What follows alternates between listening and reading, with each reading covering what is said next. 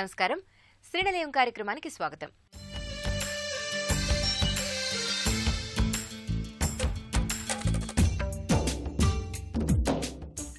గృహమే కదా స్వర్గసీమ అన్నారు పెద్దలు. అవును, ప్రస్తుతం ప్రతి ఇల్లు వినూత్న అందాలతో శోభిల్లుతూ ఉండాలని నేడు గృహ యజమానులు కోరుకుంటున్నారు. కాలానుగుణంగా గృహాలంకరణలో, ఇంటి నిర్మాణంలో అనేక నూతన శైలులు చోటు చేసుకుంటున్నాయి.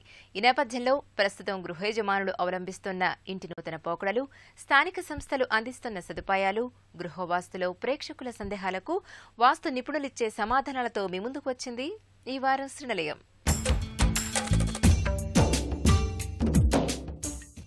స్థిరాస్తి అంటే జీవితకాలపు కష్టఫలం, జీవితపు కలల పంట, సామాన్య ప్రజానికానికి అతిపెద్ద పెట్టుబడి. అందుకే ఇళ్లు కొనుగోలు చేయాలంటే తర్జన భర్జనలు, మల్లగుల్లాలు.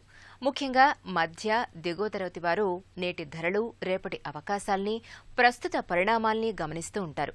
సరైన నిర్ణయం తీసుకోవడానికి సందిగ్ధంలో కొట్టుమిట్టాడుతూ ఉంటారు. ఈ క్రమంలో ఇటీవల కేంద్ర ప్రభుత్వం సామాన్య ప్రజానికానికి సొంతింటి కల సాకారం చేసుకోవడానికి ఒక చక్కటి అవకాశం కల్పించింది. అదే ప్రధానమంత్రి ఆవాస్ యోజన పథకం. ప్రత్యేక కథనంతో మీకోసం శ్రీనిలయంలో.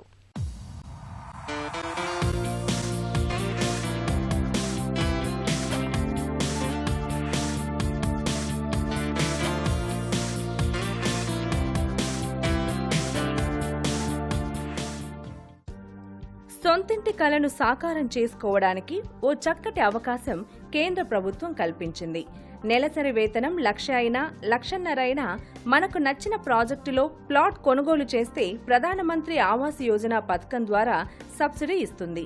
నిర్మాణ సంస్థల వద్ద ప్లాట్లు లేదా వ్యక్తిగత గృహ రుణ గ్రహీతల నెలసరి వేతన, రుణం మొత్తం, రుణ వ్యవధి, ఫ్లాట్ విస్తీర్ణం విషయంలో నిబంధనల్ని ఖచ్చితంగా పాటించాల్సి ఉంటుంది. మొట్టమొదటిసారి సొంతిల్లు కొనే వారికి మాత్రమే ఈ చక్కటి అవకాశం ఉంటుంది. 2017 డిసెంబర్ 31 లోపు కొనుక్కోవాలని భావించే వారెవ్వరైనా ఈ స్కీమ్ కింద సబ్సిడీ పొందవచ్చు. ప్రైమ్ మినిస్టర్ గారు ఈ దేశంలో ప్రతి ఒక్కరికి కూడా ఇల్లు ఉండాలా బై 2022 అనే ఉద్దేశంతో హౌసింగ్ ఫర్ ఆల్ బై 2022 అని దాన్ని ఫుల్ఫిల్ చేయడానికి ప్రధానమంత్రి ఆవాస్ యోజన అనే ఒక స్కీమ్ తీసుకొచ్చారు. గవర్నమెంట్ ఆఫ్ ఇండియా యొక్క అంచనా ప్రకారము ఒక 2 కోట్ల మందికి హౌసింగ్ షార్టేజ్ ఉంది దేశంలో అని తెలుస్తుంది. దీంట్లో ఎక్కువగా 95-96% ఎకనామికలీ వీక్ సెక్షన్ వాళ్ళకు చెప్పడం జరిగింది. ఈ ఎకనామికలీ వీక్ సెక్షన్, లో income group, middle income group వాళ్ళందరినీ కూడా వాళ్ళ యొక్క కళ నిజం చేయాలంటే ఎట్లా అంటే, ఇప్పుడు ప్రస్తుతం వాళ్ళ దేశంలో ఏదైతే ఒక ఇంటికి అద్దె పే చేస్తున్నారో అదే అద్దె కనుక మనము మంత్లీ ఈఎంఐ కింద మనము తెచ్చుకున్న లోనుకు ఈ హౌసింగ్ ఫైనాన్షియల్ ఇన్స్టిట్యూషన్ కానీ బ్యాంక్ దగ్గర కానీ మనం పే చేస్తే సో వాళ్ళకి ఏ విధమైన భారం ఉండదు, మంచి ఇన్ఫ్రాస్ట్రక్చర్ క్రియేట్ అవుతుంది, మంచి లివింగ్ స్టాండర్డ్స్ పెరుగుతున్న ఉద్దేశంతో కొన్ని సబ్సిడీ ఇవ్వడం జరిగింది గవర్నమెంట్ ఆఫ్ ఇండియా. ఇప్పుడు గవర్నమెంట్ ఆఫ్ ఇండియా ఏం చేస్తుందంటే ఒక ఫ్యామిలీ ఇన్కము 3 లక్షల లోపల ఉన్న వాళ్ళకు ఎకనామికలీ వీక్ సెక్షన్ కింద తీసుకుంటున్నారు. తర్వాత 6 లక్షల ఫ్యామిలీ ఇన్కమ్ ఉన్న వాళ్ళేమో లో ఇన్కమ్ గ్రూప్ కింద తీసుకుంటున్నారు. అట్లనే 12 లక్షల రూపాయలు ఇయర్లీ ఇన్కమ్ ఉన్న ఫ్యామిలీకి దాని ఎంఐజీ కింద, తర్వాత 18 లక్షలు కూడా ఇయర్లీ ఇన్కమ్ ఉన్న వాళ్ళ ఫ్యామిలీని కూడా ఎంఐజీ కింద తీసుకుంటున్నారు. వీళ్ళకి ఏ విధమైన ఇన్సెంటివ్స్ ఇస్తుంది గవర్నమెంట్ ఆఫ్ ఇండియా అంటే, ఈ 6 లక్షల లోపల ఉన్న ఇన్కమ్ వాళ్ళకు 6.5% వడ్డీ రాయితీ 6 లక్షల హోమ్ లోన్ మీద ఇస్తుంది. ఆల్మోస్ట్ అంటే ఇది ఏంటంటే ఒక 2,30,000 రూపాయలు మనకు up front government of India national housing bank ద్వారా మన రెగ్యులర్ బ్యాంక్స్కి ఇవ్వడం జరుగుతుంది. 20 సంవత్సరాల ఇంట్రెస్ట్ ముందే ఇచ్చేస్తుంది గవర్నమెంట్ ఆఫ్ ఇండియా, బెనిఫిషరీకి ఇస్తుంది. సో ఆ అమౌంట్ డిడక్షన్ తీసుకున్న తర్వాత మిగిలిన అమౌంట్ మీదనే బెనిఫిషరీ ఎవరైతే కొనుక్కునే వాళ్ళు ఉన్నారో మన సిటిజన్స్ దాని మీద regular rate of interest pay చేయాల్సి వస్తుంది. అట్లనే 12 లక్షలు లోన్ తీసుకునే వాళ్ళు కూడా వాళ్ళకు 3% ఇంట్రెస్ట్ సబ్సిడీ ఉంది. అంటే వాళ్ళ ఇన్కమ్ మంత్లీ చూసుకుంటే ఆల్మోస్ట్ 1,50,000. తర్వాత 9 లక్షలు హోమ్ లోన్ తీసుకునే వరకు 4% సబ్సిడీ ఉంది. ఆల్మోస్ట్ 80-90% ప్రజలందరికీ కూడా ఈ యొక్క సబ్సిడీ వర్తిస్తుంది. నగరాల్లో ఎప్పటికైనా ఓ సొంతిల్లు కొనుగోలు చేయాలని చాలా మందికి కోరిక ఉంటుంది. కాకపోతే కొందరు మాత్రమే పక్కా ప్రణాళికతో ఆలోచించి నిర్ణయం తీసుకోవడం వల్ల సొంతింట్లోకి అడుగు పెడుతున్నారు. మరికొందరేమో నెలకు ₹1,00,000 దాకా సంపాదిస్తున్నా స్థిర నివాసాన్ని ఏర్పాటు చేసుకోవడంలో విఫలమవుతున్నారు. ఇలా స్థిర నివాసాన్ని ఏర్పాటు చేసుకోలేని చాలా మందిని సొంతింటి దిశగా నడిపించేందుకు ప్రధానమంత్రి ఆవాస్ యోజన పథకంలో ఎంఐజీ ప్లాట్లు కొనుగోలు చేసే అవకాశాన్ని కేంద్రం కల్పిస్తోంది.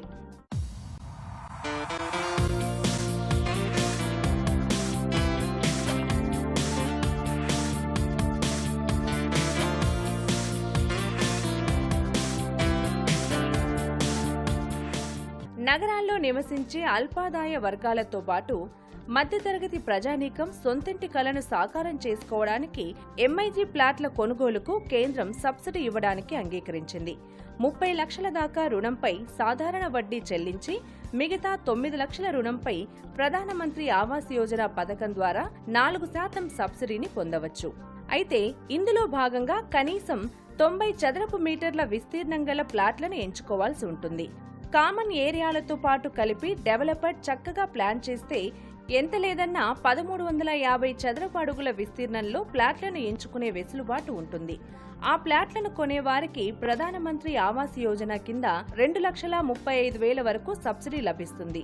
దీనిలో కొన్ని నామ్స్ ఉన్నాయి. ఈడబ్ల్యూఎస్ వస్తే 420 స్క్వేర్ ఫీట్ లోపల, తర్వాత ఎల్ఐజీ వస్తే 850 స్క్వేర్ ఫీటు, తర్వాత ఎంఐజీ 1 ఆల్మోస్ట్ 1300 స్క్వేర్ ఫీట్ లోపల ఉన్న అపార్ట్మెంట్ కానీ, తర్వాత ఎంఐజీ 2 ఆల్మోస్ట్ 1600 స్క్వేర్ ఫీట్ లోపల ఉన్న అపార్ట్మెంట్స్ అందరికీ కూడా ఈ యొక్క ఇంట్రెస్ట్ సబ్సిడీ మనకు వర్తిస్తుంది. అంటే గవర్నమెంట్ నామ్స్ ఏంటంటే 30 square metres, 60 square metres, 90 square metres, 110 square metres government నామ్. ఇది కార్పొరేట్ ఏరియా అన్నారు. కార్పొరేట్ ఏరియా ఏదైతే మనకు రియల్ ఎస్టేట్ రెగ్యులేటరీ అథారిటీలో కార్పొరేట్ ఏరియా అనేదానికి డెఫినేషన్ ఇవ్వడం జరిగింది.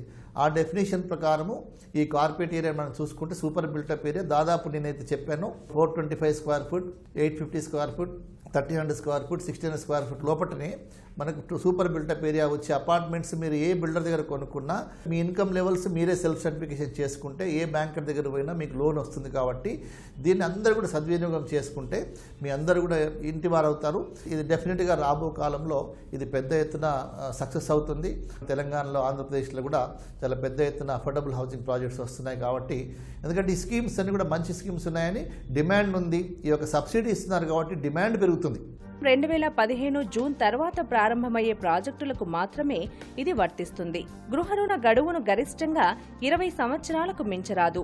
ఈ స్కీము 2017 డిసెంబర్ 31 వరకు మాత్రమే వర్తిస్తుంది. పెద్ద విస్తీర్ణం గల ప్లాట్లకు ప్రప్రథమంగా ఈ స్కీములో అవకాశాన్ని కల్పించడంతో రాష్ట్రంలో నిర్మితమవుతోన్న అధిక శాతం ప్రాజెక్టుల్లో ప్లాట్లకు డిమాండ్ పెరగడానికి ఆస్కారం ఉంది. ప్రధాన్ మంత్రి ఆవాస్ యోజన ఈ స్కీమ్ పర్టికులర్గా అర్బన్ హౌసింగ్కి సంబంధించిన స్కీము. దీంట్లో ప్రైమ్ మినిస్టర్ గారు అనౌన్స్ చేసినట్టుగా రీసెంట్గా చాలా మోడిఫికేషన్స్ కూడా వచ్చాయి. 2015లో అనౌన్స్ చేసినప్పుడు ఎకనామికల్లీ వీకర్ సెక్షన్స్కి, లోయర్ ఇన్కమ్ గ్రూప్కి చేశారు. తర్వాత MIG 1, MIG 2 కూడా అనౌన్స్ చేశారు. క్రెడిట్ లింక్డ్ సబ్సిడీ స్కీమ్ ఏదైతే ఉందో 6.5% మనకి interest subsidy national housing bank వాళ్ళు డైరెక్ట్గా బ్యాంక్ రీయింబర్స్మెంట్ చేస్తారు. 6 లక్షల నుంచి 12 లక్షల వరకు ఇన్కమ్ ఉన్న వాళ్ళకి 4% సబ్సిడీ వస్తుంది. 12 lakhs 1,000 నుండి 18 lakhs వాళ్ళకి ఒక 3% సబ్సిడీ వస్తుంది. ఇదంతా అప్రెంట్ సబ్సిడీ. దీంట్లో బ్యాంకర్కి సంబంధించిన విషయం ఏంటంటే దీంట్లో మీరు జస్ట్ ఏ యొక్క శాఖలో వెళ్ళి మీరు ప్రధాన్ మంత్రి ఆవాస్ యోజన కింద మేము అప్లై చేయదలుచుకున్నాం, దానికి మీకు అప్లికేషన్ ఫామ్ కావాలంటే వాళ్ళు ఇస్తారు. దాన్ని బట్టి మీరు అప్లై చేసుకోవాలి. దీంట్లో ఇన్కమ్ కూడా సెల్ఫ్ సర్టిఫికేషన్, అన్ని KYC డాక్యుమెంట్, ఇన్కమ్ ప్రూఫ్. ఎవరైతే ఇన్కమ్ ప్రూఫ్ బిలో 3 lakhs ఉన్నారో, ఇప్పుడు ఇన్కమ్ ట్యాక్స్ కట్టలేని వాళ్ళు ఉన్నారో వాళ్ళు సెల్ఫ్ డిక్లరేషన్ ఇస్తే సరిపోతుంది. దాని ప్రకారం మీరు అప్లై చేసుకున్న తర్వాత లోన్ ఫార్మాలిటీస్ అన్ని కంప్లీట్ అయిపోయిన తర్వాత, లోన్ డిస్బర్స్మెంట్ అయిన తర్వాత బ్యాంకు CLSS ఆ సబ్సిడీ ఏదైతే ఉందో మేము మా యొక్క నోడల్ ఆఫీస్ వాళ్ళు నేషనల్ హౌసింగ్ బ్యాంక్ నుంచి రీయింబర్స్మెంట్ తీసుకొని ఖాతాలో డైరెక్ట్గా జమ చేయడం జరుగుతుంది. దీనివల్ల చాలామంది ఎకనామికలీ వీకల్ సెక్షన్స్ ఎవరైతే 3 లక్షల బిలో ఇన్కమ్ వాళ్ళు 6 లక్షలు, 9, 12, 18 లక్షల వరకు ఆల్మోస్ట్ 1.5 lakh పర్ మంత్ ఉన్న వాళ్ళు కూడా ఈ స్కీమ్లో ఎలిజిబుల్. దానివల్ల వాళ్ళకి ఇంట్రెస్ట్ లాభం వచ్చేసి 2,20,000 నుండి దాదాపు ఒక 3 లక్షల దాకా కూడా వాళ్ళకి ముందే ఇంట్రెస్ట్ సబ్సిడీ వాళ్ళ అకౌంట్లో పడిపోతుంది కాబట్టి వాళ్ళ ఈక్వేటెడ్ మంత్లీ ఇన్స్టాల్మెంట్ అంటే ఈఎంఐ ఆ మేరకు తగ్గుతుంది. దీనివల్ల ప్రభుత్వం ఇచ్చినటువంటి సబ్సిడీని సద్వినియోగపరచుకుంటే హౌసింగ్ ఫర్ ఆల్ బై 2022 అనే దాన్ని సఫలమవుతుంది. మీరు అర్బన్ బ్రాంచెస్కి వెళ్ళి ఏ శాఖలో అయినా కూడా ప్రధాన్ మంత్రి ఆవాస్ యోజనలో మేము అప్లై చేయదలుచుకున్నాం, మాకు ఫామ్స్ అవి ఇవ్వండి అంటే వాళ్ళు ఇస్తారు.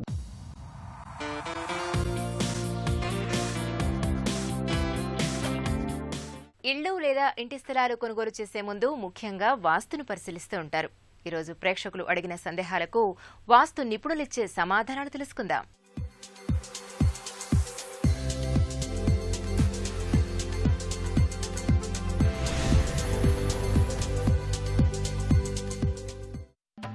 గుంటూరు నుంచి రమేష్ తమ సందేహాన్ని ఈ విధంగా వ్యక్తపరుస్తున్నారు. మా ఇంటి మొదటి అంతస్తులో తూర్పు వైపు ఇంటిని నిర్మించి పడమర వైపు ఖాళీగా ఉంచాం. ఓవర్ హెడ్ ట్యాంకు తూర్పు వైపు ఉంది. ఇలా ఉండవచ్చునా తెలుపండి. మనం గృహ నిర్మాణం చేసేటప్పుడే గ్రౌండ్ ఫ్లోర్ నిర్మించుకున్న తర్వాత నీటి సంపులను ఉత్తర, ఈశాన్య, తూర్పు భాగం నిర్మించుకోవాలి. అదేవిధంగా పైన నిర్మించే ఓవర్ హెడ్ ట్యాంక్ అంటాం. పైనుంచి పైపు ద్వారా లోపలికి నీరు వినియోగించుకునే పద్ధతి కొరకు ఏర్పరచుకునే ట్యాంకును ఓవర్ హెడ్ ట్యాంక్ అంటాం. ఆ ట్యాంక్ ఎప్పుడు పడమర అంటే వరుణ స్థానంలో మాత్రమే ఉండాలి. ఆధునిక కాలంలో ఎక్కువ మంది నైరుతిలో బరువు ఉండాలని చెప్పి నైరుతిలో పెడుతున్నారు. అది అంత ఉత్తమమైనది కాదు. అదేవిధంగా మొదటి అంతస్తును నిర్మాణం చేసేటప్పుడు మీరు దక్షిణ పడమర గోడలను అద్దుగా తీసుకుని మాత్రమే మొదటి అంతస్తులో నిర్మాణం చేయాలి, కానీ తూర్పు హద్దు పైన నిర్మాణం చేయరాదు. అట్లా చేయటం వల్ల కూడా యజమానురాలకు అంత మంచిది కాదు.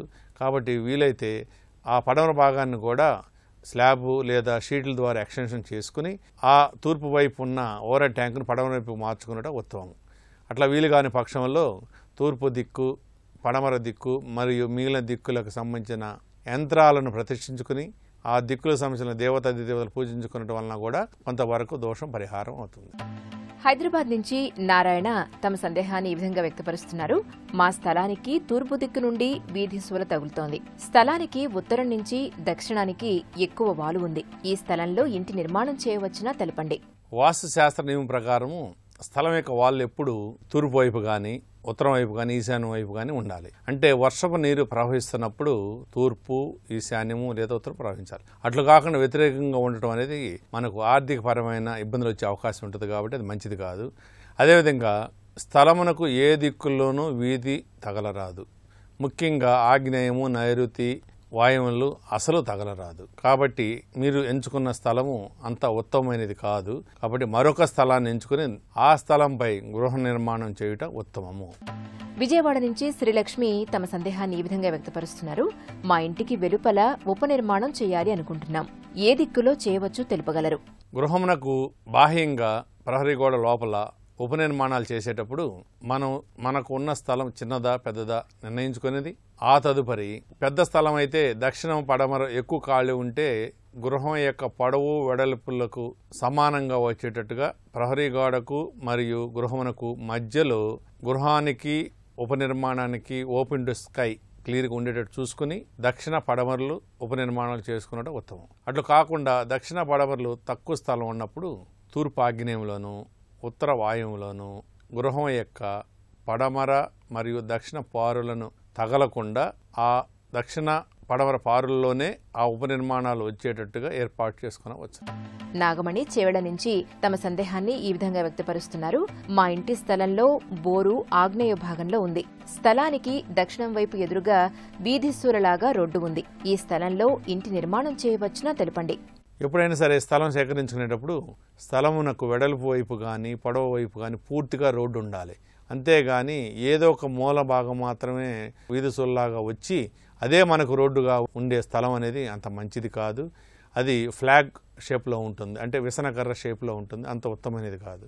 మీకు ఖచ్చితంగా దక్షిణ వైపు లేదా తూర్పు వైపు విడిగా పొడవు వైపు లేదా వెడల వైపు రోడ్డు ఉండి ఆ వీధి సూల తగిలినప్పుడు ఆ వీధి ఎంతవరకు తగులుతుందో అంతవరకు ఖాళీ స్థలం వదిలిపెట్టి పడమర వైపు గృహ నిర్మాణం చేసుకునవచ్చును. ఆగ్నేయంలో ఉన్న బోర్లో ఉన్న నీటిని ఈశాన్యంలో ఒక భూమి లోపల ఒక ట్యాంకు నిర్మించుకుని ఆ ట్యాంకులో మార్చుకుని అక్కడి నుంచి ఓవర్ ట్యాంకు తీసుకుని తద్వారా నీటిని వినియోగించుకునవచ్చును. ఎలాంటి దోషం ఉండదు.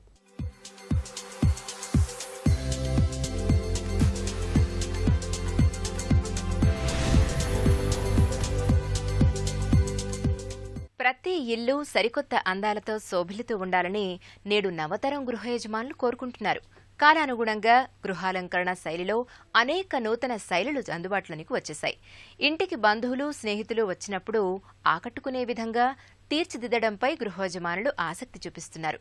మరి నేపథ్యంలో వివిధ గదుల అందాన్ని రెట్టింపు చేస్తోన్న ఈ సరికొత్త మొజాయిక్ టైల్స్, వాటికి సంబంధించిన విశేషాలతో ప్రత్యేక కథనం గృహశోభలో.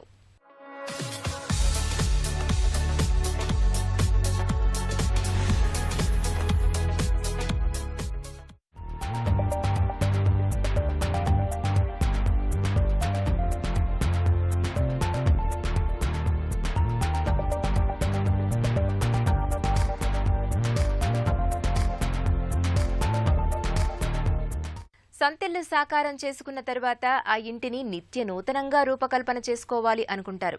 మరి ఇంట్లోని గదులకు మరింత శోభను ఇస్తున్న ఈ సరికొత్త టైల్స్ ఎలాంటి అందాన్నిస్తాయో ఇప్పుడు నిపుణుల మాటల్లో తెలుసుకుందాం. బేసిక్ గా మనం మొజాయిక్ టైల్స్ అనేది ఎందుకు వాడతాము అని అంటే విజువల్ అపియరెన్స్ ని ఇంప్రూవ్ చేసుకోవడం కోసం వాడతాం అనమాట. ఇది ఒక decoration kind of art form అండి ఇంటీరియర్స్ లో. సో ఇది మార్కెట్లో ఇప్పుడు రైట్ నో చాలా ఎక్కువ డిమాండ్ ఉంది.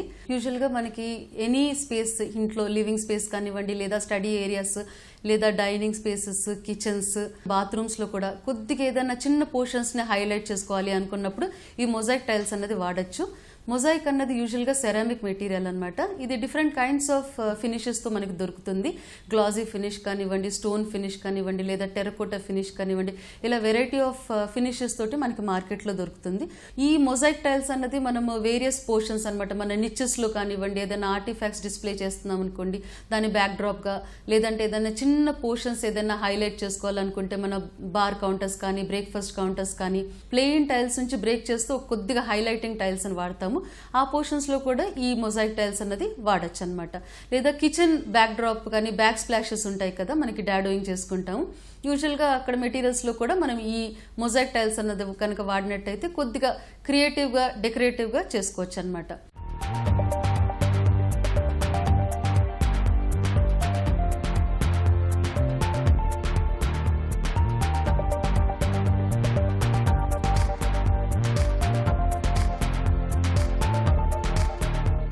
వివిధ గదుల్లోని గోడలకు ఏర్పాటు చేసుకునే ఈ సరికొత్త టైల్స్, వాటి నమూనా శైలులు ఎలా ఉన్నాయో ఇప్పుడు నిపుణుల మాటల్లో తెలుసుకుందాం. ఈ టైల్స్ ఏవైతే మీరు చూస్తున్నారో దీనిలోని మొజాయిక్ టైల్స్ అంటారండి. ఇలాగ డిఫరెంట్ కైండ్స్ ఆఫ్ షేడ్స్, కలర్స్లో మనకి మార్కెట్లో అవైలబుల్ ఉన్నాయి. సో ఇవి యాక్చువల్గా గ్లాజీ మొజాయిక్ టైల్స్. మనం చూసినట్టయితే ఫినిష్లో కూడా చాలా గ్లాసీనెస్ కనపడుతుంది కదా. ఈజీగా మనం కత్తెరతో కట్ చేసేసుకొని సింగిల్ పీస్ తీసేసుకొని దాన్ని ఫిక్స్ అనేది చేసుకోవాలన్నమాట వాల్స్కి. ఇన్ కేస్ మనది ఏదైనా లివింగ్ రూమ్లో, డ్రాయింగ్ రూమ్లో ఇలా 2 చైర్స్ మధ్యలో ఏదైనా పోర్షన్ని మనం హైలైట్ చేసుకోవాలి అనుకుంటే ఇలాంటి టైల్స్ని ఇలా చిన్నగా యాడ్ చేసేసుకుంటే ఇలా ప్యాటర్న్స్ అనేది క్రియేట్ అవుతుంది. చాలా వెరైటీ ఆఫ్ కలర్స్లో అవైలబుల్ ఉంటాయి కాబట్టి ఇలాగ ఒకటి వైట్, బ్లాక్, రెడ్ అలా క్రియేట్ చేస్తే మనకి చాలా మూడ్ లైటింగ్లో ఇది చాలా ఎఫెక్ట్ అనేది చాలా ఇంట్రెస్టింగ్గా ఉంటుంది అనమాట. మొజాయిక్ టైల్స్ అనేది ఇలాగ స్టోన్లో కూడా మనకి దొరుకుతుందండి. నాట్ ఓన్లీ గ్లాజీ, స్టోన్ ఫినిష్లో కూడా అవైలబిలిటీ ఉంటుంది. ఈ ఎగ్జాంపుల్ కనుక మనం చూసినట్టయితే ఇది లివింగ్ రూమ్. ఈ లివింగ్ రూమ్లో మనకి బ్యాక్ డ్రాప్ అయితే ఉందో అది మనం స్టోన్ ప్లస్ ఈ మొజాయిక్ టైల్స్ తోటి చేసుకోవడం జరిగింది. ఈ పోర్షన్స్ ఏదైతే ఉందో స్టోన్ లైన్స్ మధ్యలో, ఆ లైన్స్ లో మొత్తం మనం మొజాయిక్ టైల్స్ అనేది ప్యాటర్న్ ని తీసుకోవడం జరిగింది. సో అదొకటి different kind of interest plus visual impact అనేది క్రియేట్ చేయడం జరుగుతుంది. మనకి టీవీ బ్యాక్ డ్రాప్ లో కూడా మనం ఇట్లా మొజాయిక్ టైల్స్ తో కనుక మనం చేసుకున్నట్టయితే చాలా ఇంట్రెస్టింగ్ గా ఉంటుంది. ఈ మొజాయిక్ టైల్స్ అనేది స్క్వేర్ బదులు చిన్నవి రెక్టాంగులర్ టైల్స్ ఫార్మాట్ లో వచ్చింది. So different kinds of shapes, sizes లో కూడా మనకి మొజాయిక్ టైల్స్ అవైలబిలిటీలో ఉంది. సో మన ప్యాటర్న్, మన కలర్ చాయిసెస్ బట్టి మనం సెలెక్ట్ చేసుకోవచ్చు. ఒకవేళ స్టడీ ఏరియాస్ లో మనకి ఏదైనా బ్యాక్ డ్రాప్ ఉంటే ఆ బ్యాక్ డ్రాప్ పోర్షన్స్ లో కూడా మనం ఇలాగ జామెట్రికల్ ప్యాటర్న్స్ తోటి మొజాయిక్ టైల్స్ తో క్రియేట్ చేసుకోవచ్చు.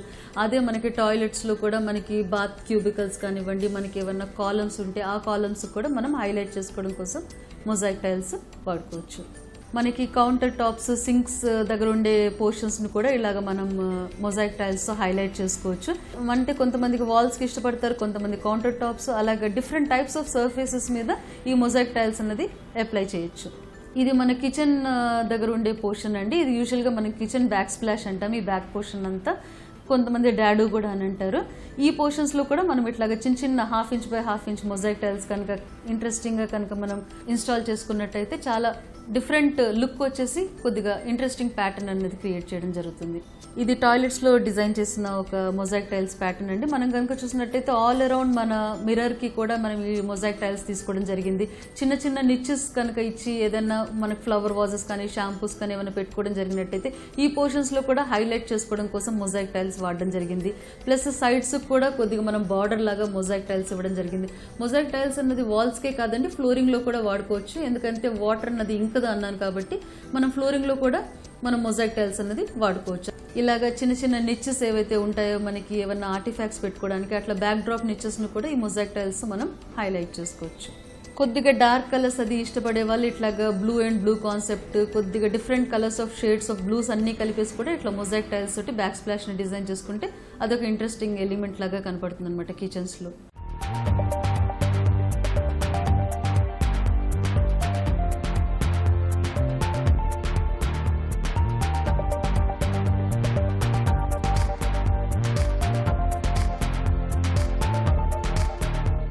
ప్రస్తుతం మార్కెట్లో లభిస్తున్న ఈ సరికొత్త టైల్స్ ఎన్ని రకాలుగా లభ్యమవుతున్నాయో, వాటి ధరలు ఎలా ఉన్నాయో ఇప్పుడు నిపుణుల మాటల్లో తెలుసుకుందాం. యూజువల్ గా దీన్ని వాల్ కి మనం మంచి అడెసివ్ అనేది దొరుకుతుంది అనమాట. అడెసివ్ ని అప్లై చేసి దాని తర్వాత ఈ మెష్ తో పాటు వచ్చే టైల్స్ ని వితౌట్ గ్యాప్స్ నీట్ గా లేయింగ్ అనేది చేసుకోవడం జరుగుతుంది. సో ఈ మధ్యలో గ్యాప్స్ ఏదైతే ఉందో మనం గ్రౌటింగ్ మెటీరియల్ తోటి మనం ఫిల్ చేసుకుంటాం. టోటల్ గా మనకి విజువల్ అపియరెన్స్ అనేది చాలా మంచిగా ఇంప్రూవ్ అవుతుంది అనమాట. ఈ మొజాయిక్ టైల్స్ అనేది మనకి మార్కెట్ లో దొరికే రేంజెస్ కూడా డిఫరెంట్ రేంజెస్ ఉన్నాయండి. ఇది కూడా స్క్వేర్ ఫీట్ రేంజెస్ లో మనకు దొరుకుతాయి. సో స్క్వేర్ ఫీట్ అనేది మనకి అరౌండ్ 500 నుంచి స్టార్ట్ అయ్యి అరౌండ్ 3000 వరకు కూడా మనకి మార్కెట్ లో అవైలబిలిటీ ఉంది. మన టైప్ ఆఫ్ ఫినిష్ బట్టి మన ప్రైస్ రేంజ్ అనేది మారుతూ ఉంటుంది అనమాట. ఇదే నేటి శ్రీనిలయం. ఈ కార్యక్రమానికి సంబంధించిన అభిప్రాయాలు, సందేహాలు మాకు తెలియజేయండి. మా చిరునామా Srinilayam, ETV, Ramoji film city, Hyderabad 501512. మా ఇమెయిల్ అడ్రస్ srinilaya@etv.co.in. వచ్చే వారం శ్రీనిలయంలో మరికొన్ని తాజా అంశాలతో మళ్ళీ కలుద్దాం. అంతవరకు సెలవు, నమస్తే.